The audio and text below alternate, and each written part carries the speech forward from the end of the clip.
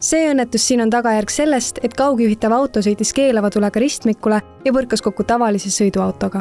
Meile teadaolevalt siis juhiti sõidukit Jürist, aga selles mõttes sõidukis oli ikkagi ka juht olemas, kes siis nii-öelda ohu tekkimisel oleks pidanud sekkuma.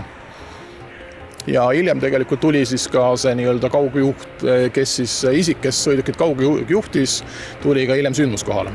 Aga miks ei reageerinud autos olev juht? Mõlemas sõidukis oli juht olemas, ühes sõidukis tegemist oli siis kaugjuhitava sõidukiga, aga juhi kohal istus siis sõidukis turvajuht, kes tegelikult oleks pidanud siis ikkagi reageerima. Ja nii palju, kui ma neid asju, seda nii-öelda sündmust vaadanud olen, siis tegelikult see tuli ka tänavu poolt lähenev sõiduk tegelikult jäi foori taha peaaegu seisma ja mingil põhjusel siis liikus edasi ja mis põhjusel nüüd see turvajuht ei sekkunud, eks see on tegelikult juba siis edasi kindlustuse lahendada. Kaugjuhitavad sõidukid on Eestis avalikel teedel lubatud juba mitu aastat. Aga kes vastutab? Liiklusseaduse järgi on juhiks inimene, kes viibib autos. Kaugjuhil peab olema kehtiv juhtimisõigus ning tema vastutab ka liikluseeskirjade järgimise eest. Alates selle aasta kevadest võib Eestis lisaks sõita ka isejuhtivate autodega.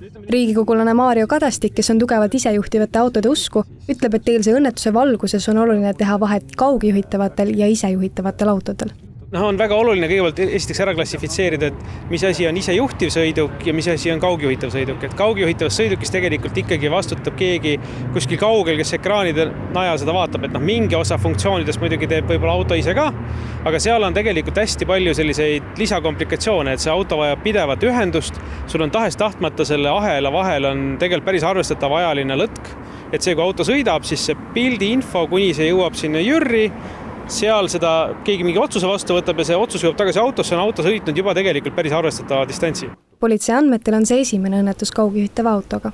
Eks paratamatult tehnika areneb ja selles mõttes, et selliste sõidukite osakaal liikluses karta on või mitte karta, aga arvata on, et ühesõnaga suureneb igapäevaselt või ütleme siis. Ja aga tuleb arvestada sellega, et nii inimene eksib, kui ka tehnika eksib, et ühesõnaga lõpuni tehnikat usaldada ei saa. Sellist võimatut süsteemi, kus mitte midagi mitte kunagi ei juhtu, seda, siis kõik autod peavad parkima.